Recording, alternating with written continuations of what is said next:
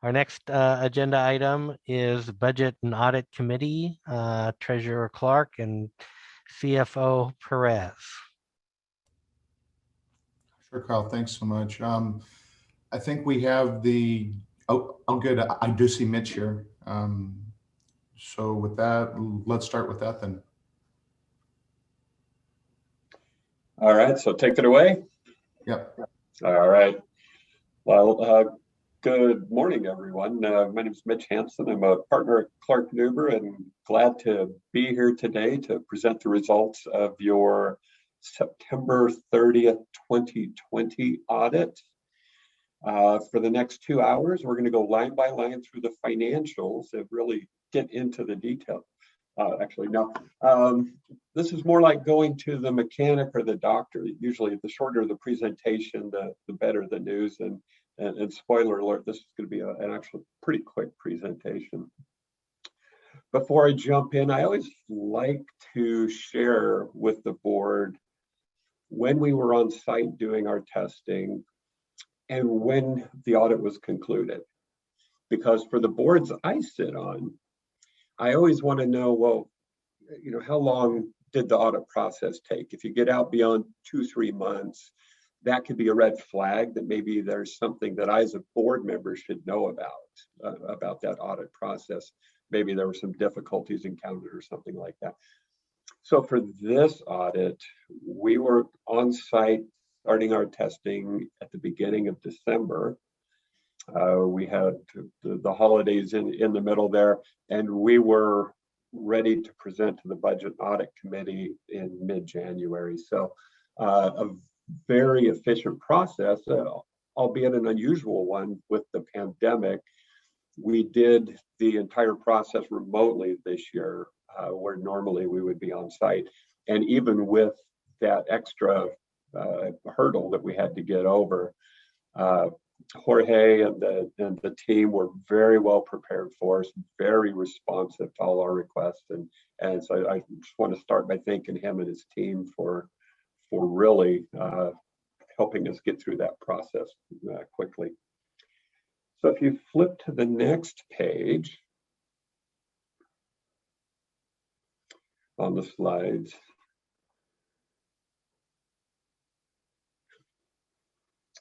Let's see. I'm not sure you're looking at the same one I am, but there seems to be a page missing in there. Anyway, what you see here are the deliverables that we were contracted to provide this year. We did the consolidated financial statement audit, which is the audit of not only the association, but the foundation that gets rolled into your financial statements. There's also a separate engagement called the Keller report. That's an agreed upon procedures engagement that we do, where we look at your budget to actual expense experience and highlight any unusual fluctuations from year to year. And then down below, there are some other services that are listed there. Those are comparable to what we've done in the prior year. Over on the next page,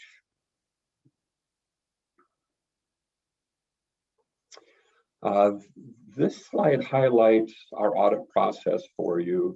The ultimate goal is to express an opinion on your financial statements. And these are the 4 phases that we go through to get there. We're currently in the completion phase. And in the completion phase, our standards say we do need to meet with those charged with governance to tell you how the process went and give you qualitative information in addition to the audited financial statements. That just reinforces that while we work with management to do the audit, ultimately we work for the board. The other thing I'd point out on this slide is that second phase, risk assessment. So we do spend quite a bit of time up front looking at where the risks are in this organization. What are the areas that we want to focus additional time on during our audit? And if you flip over to the next page, you can see what those are. For this organization, the streams of revenue that you have coming in are considered a risk area. We do look at those closely.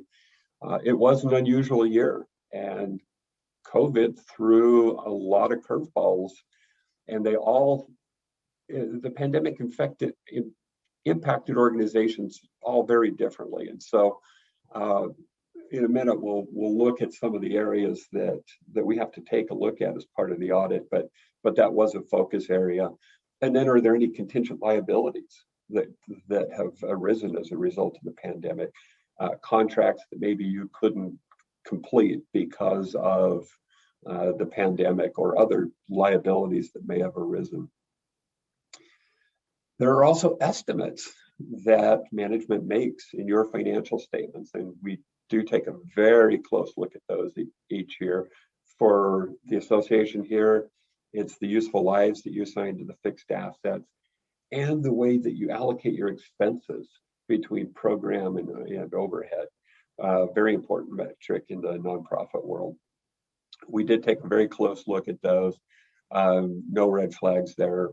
Good consistency from year to year in the way you handle those, but also consistent with what we see other organizations doing. And then the final column there are the checks and balances that we looked at as part of the audit, the internal controls. This was a very unusual area, so this was really a point of focus for us. About halfway through your fiscal year, the pandemic started, and organizations with very robust internal controls all of a sudden found themselves in this work from home environment where it was harder to do some of those processes that you had to safeguard your assets. And so we did take a look at how your processes changed as a result of the pandemic to see, are there areas where there might be vulnerabilities or areas that we need to bring to the board's attention. If you flip to the next page, these are different areas where the pandemic has impacted organizations. And so we did go through each of these to see, are they applicable to the Bar Association? Do we need to book adjustments to your records or include disclosures in your footnotes that would be useful to the reader to understand how some of these might have come into play? As we went down the list there, really nothing rose to the level there of being applicable to the association or needing to be included in your financial statements. You had very solid revenue streams where people have to pay to play in the bar world, and so your dues, unlike a lot of our other association clients, your dues stayed pretty solid. You took a little hit on your CLE, but you were able to adjust your expenses accordingly. And so really no big issues like this impacted you. Over on the next page, here are the results of the audit. So unmodified opinion, and I apologize, that's a jargony term that doesn't mean a lot to non-accountants, but it just means it's the standard audit opinion with no modifications, which is what you want. That's the standard clean opinion. There were no audit adjustments, and to kind of put that in perspective for you, the average number of adjustments that we identify in an audit for our nonprofit client base is probably 3 to 4. So to have none, I think, is a good indicator of the quality of the systems and the folks you have here. To share kind of the worst case scenario, there's one nonprofit I work with where we identified 60 adjustments. Well, that kind of calls into question, what are the numbers that the board is looking at throughout the year? How good is that information they're getting? And this, that's the same information management uses to make decisions. So the fact that you had no adjustments, I think, is a really good outcome. There were a couple of minor adjustments that were identified that weren't booked. they were either very small or they were just timing differences that reversed the following year. And so those weren't booked, and those are included there. And then the last part is our report on the internal controls, and we didn't find any issues with the checks and balances here. Over on the next slide, this is the qualitative information that we have to report or prepare and report out to you on.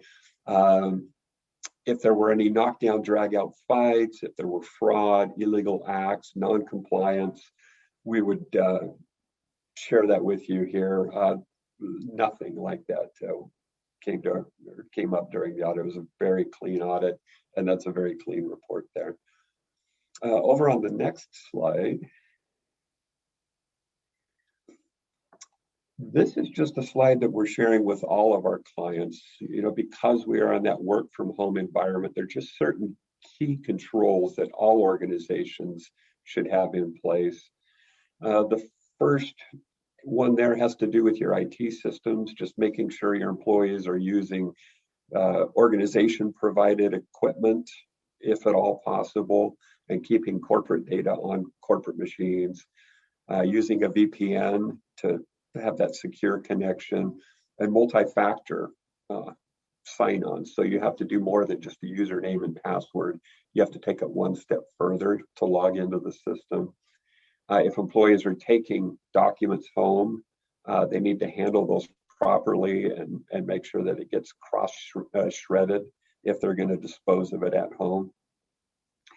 And then just educating your employees. I'm also a certified fraud examiner, and I've spent a lot of time during the pandemic talking about the pandemic-related fraud risks. And the biggest one is the cyber attacks that are out there. Emails where they've got documents attached to them with macros, and those macros are pretty insidious. So if you ever get one that if you open up a spreadsheet that says enable macros, that should be a red flag that maybe you need to have confidence in the sender of that document and that document before you enable those macros. But also there are a lot of email attacks targeting people in the organizations, trying to get them to click on a link they shouldn't, trying to get them to send money or Bitcoin or gift cards, wire money. They're going after the HR people, trying to get them to send the employee listings and all that sensitive information. Once they're in your system, they can't get your data out without elevating their IT privileges. And so they're even going after your IT people, trying to trick them into escalating their privileges. So very important that the employees are all educated on these schemes and best practices to avoid them. On the next slide, for you closet accountants out there, these are the standards that are coming out. The leases one is really the next big one that will impact you. What that will require you to do is put an asset on your books for the payments you're going to have on your office space over the life of that lease. So your balance sheet is going to grow quite a bit when that takes effect, but you'll also have a corresponding liability. So your liabilities are going to go up. I won't spend a lot of time on those. On the next slide,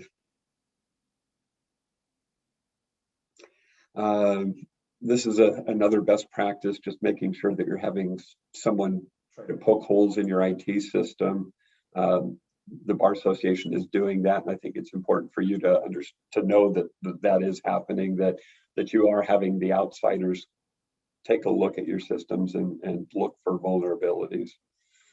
And then the next slide, and that is it. This is our audit team. If you have any questions after this that you want to circle back and have a chat about, here's my contact information. And with that, I'll open it up to any questions. Thank you, Mr. Hanson. I'll recognize Governor Stevens. Yeah, thank you, Mitchell. I just wanted for the record, how long has Clark Newber been conducting the audits for us? And is this audit consistent with previous audits that you've done? The last 5 years or so. Yes, and consistent, yes, in the outcome. You've had good people in the accounting function, very clean audits. I'd say the biggest difference is we did the audit remotely, and that is more of a challenge with organizations that are really paper-based. Fortunately, it wasn't a big issue here. We were able to get the information we needed and conduct an efficient audit. Thanks. All right. Any other questions for Mr. Hanson? Not seeing any. Whenever you hear clean audit and clean report and clean everything, that's always good. So refreshing to hear that. Appreciate you coming and spending your time with us this morning. And thank you. And we'll appreciate your thoughts. Thank you. Thank you. Governor, Treasurer Clark, it is 5 minutes till noon. I see a second item on our agenda here for the limited license legal technician license fee proposal. Is that something that will require a bit more time that maybe we should come back after the lunch break? No, it's what the motion would be is just to maintain the license fee from last year, that rate, that same rate. So yeah, so with that, no. Go ahead and do it now. Yeah. Okay. All right. So I'll turn it back over to you then. Sure. And I will turn it to my tag team partner, Jorge, who's on mute. Who's still on mute? Okay, good. No longer on mute. So with that, what we want to do is basically call for a vote. Is that correct? On the resolution? Sure. Okay. So I usually call for votes in the Budget and Audit Committee meeting. I don't think I call for votes in this meeting. Point of order. So, I don't believe we actually have any motion. Yeah. I know. So let's. What the motion would be, I'll make one. It's to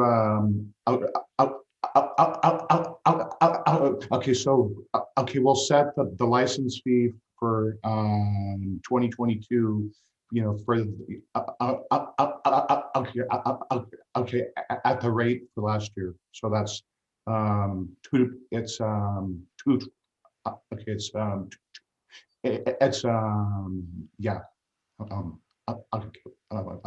that.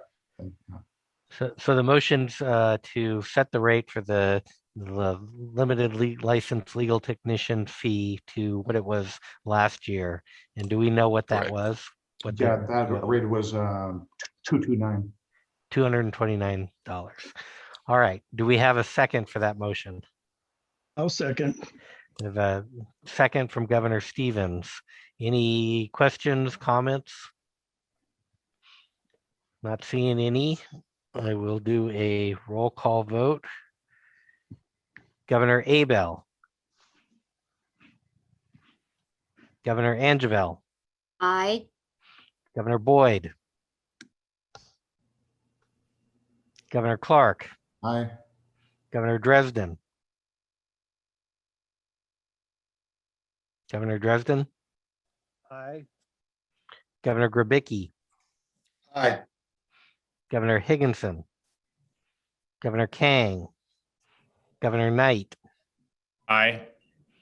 Governor McBride. Aye. Governor Peterson. Governor Peterson.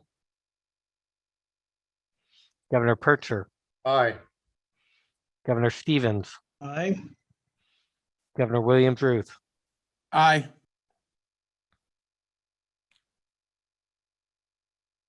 I have 9 in favor, 0 opposed, 0 abstentions. Is that what you have, Executive Director Nevitt? Yes, I just want to confirm that you did not get a vote from Governors Abel or Peterson, correct? That's correct. Okay. All right, motion passes. That concludes our Budget and Audit Committee items. We're about 5 minutes early, so that's great. We'll go ahead and recess for lunch now and resume at 1 o'clock. Thank you, everyone.